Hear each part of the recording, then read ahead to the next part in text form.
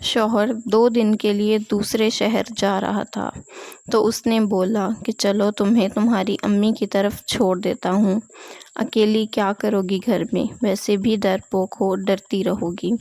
تو میں خوشی خوشی تیار ہو گئی۔ جب وہاں پہنچی تو ماں کے گھر کا دروازہ کھلا تھا۔ امی ابو صحن میں بیٹھے اچار اور چٹنی کے ساتھ روٹی کھا رہے تھے۔ سلام دعا کے بعد میں نے کہا، ابو آپ تو اچار اور چٹنی کے ساتھ روٹی نہیں کھاتے تھے تو اب کیوں؟ ابو نے جواب دیا کہ کبھی کبھی کھا لینی چاہیے، مزیدار ہوتی ہے۔ وہ تو میں بس تمہیں تنگ کرتا تھا۔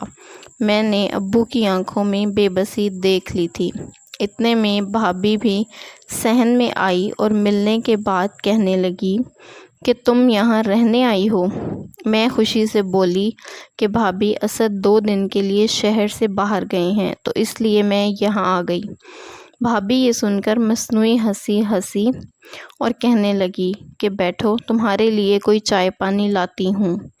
میں نے سوچا کہ بھائی سے مل لوں تو میں نے برتن اٹھائے اور کچن میں رکھنے چلی گئی۔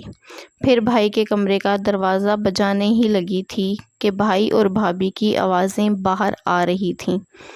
تمہاری بہنیں بیاہ تو دی ہیں لیکن پھر بھی ماں باپ کی چوکھٹ نہ چھوڑی۔ جب جس کا دل کرتا ہے بچوں سمیت اٹھ کر آ جاتی ہیں۔ بھائی کی آواز آئی کہ یہاں نہیں آئیں گی تو اور کہاں جائیں گی؟ بھابھی بولی کہ مجھ سے نہیں ہوتی تمہارے خاندان والوں کی خدمت، تمہارے ماں باپ کو کھانا دے دیتی ہوں، وہی احسان سمجھو۔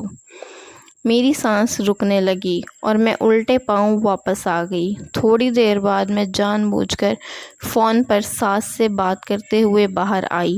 کہنے لگی کہ آپ گاؤں سے آ گئی ہیں، پہلے بتا دیتی تو میں امی کی طرف آتی ہی نہ۔